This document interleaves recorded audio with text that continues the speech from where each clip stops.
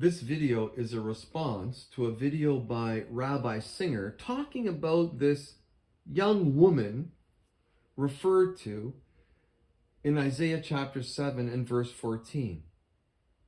Although my point here is that I am going to educate you on some of the parts of this verse that Rabbi Singer left out.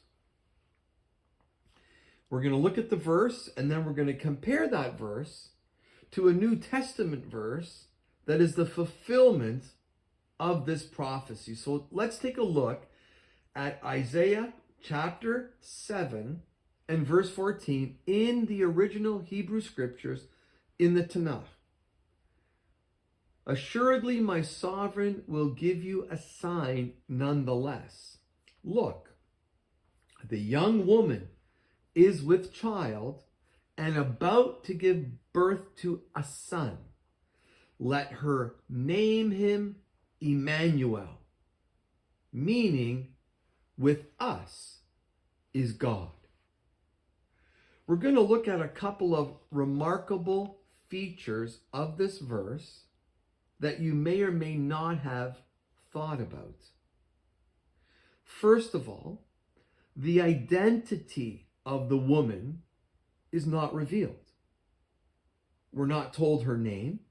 We're not told where she lives. So we don't know much about her other than she's going to bear a son. And she's going to name that son with us is God. The identity of the son is not revealed other than he's a son, he's a male, and his name is going to be with us is God. So we're told that much about this son, but not much more. When you think about it, in the Tanakh, is there anybody who was named with us as God? Was anyone attributed with that name, Emmanuel? No, there was not. So that prophecy in the Tanakh remains unfulfilled. If you just go by the Tanakh, you do not have a fulfillment of Isaiah 7:14.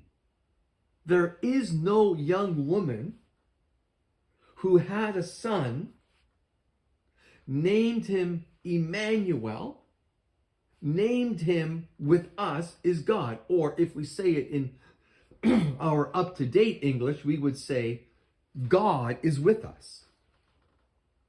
Means the same thing. God is with us. Or if you say with us is God, you're emphasizing the fact that with us, he's with us. Let's look at Matthew chapter 1, verses 22 to 23, and see how the New Testament, what's recorded there, fits into the prophecy given in Isaiah chapter 7 and verse 14. We go to Matthew chapter 1, and let's read from the New Living Translation. Let's start at verse 18. This is how Jesus the Messiah was born. His mother, Mary, was engaged to be married to Joseph. But before the marriage took place, while she was still a virgin, she became pregnant through the power of the Holy Spirit. Joseph, to whom she was engaged, was a righteous man and did not want to disgrace her publicly, so he decided to break the engagement quietly. As he considered this, an angel of the Lord appeared to him in a dream. Joseph, son of David, the angel said, do not be afraid to take Mary as your wife, for the child within her was conceived by the Holy Spirit. And she will have a son, and you are to name him Jesus, for he will save his people from their sins. All of this occurred to fulfill the Lord's message through his prophet. Look, the virgin will conceive a child. She will give birth to a son, and they will call him Emmanuel, which means God is with us. I am sure that you see the incredible similarities in the New Testament recorded information to what you read in Isaiah chapter 7, verse 14. In the New Testament, we read that the woman's name is Mary. We are given her name. It is revealed. It's prophesied in the Tanakh, but revealed in the New Testament. It is revealed more that she is a virgin. Not only is she a young woman, she is a virgin. This woman is a young virgin. She has a son without a human father. Note in Isaiah chapter 7:14, we're not told that there's a human father. The reason we're not told there's a human father is because there isn't one. This child with us is God. God with us doesn't have a human biological father who inseminated his mother. His conception did not occur as every other conception occurs. Then it says in Matthew chapter 1, verses 22-23, she names him Emmanuel, God with us.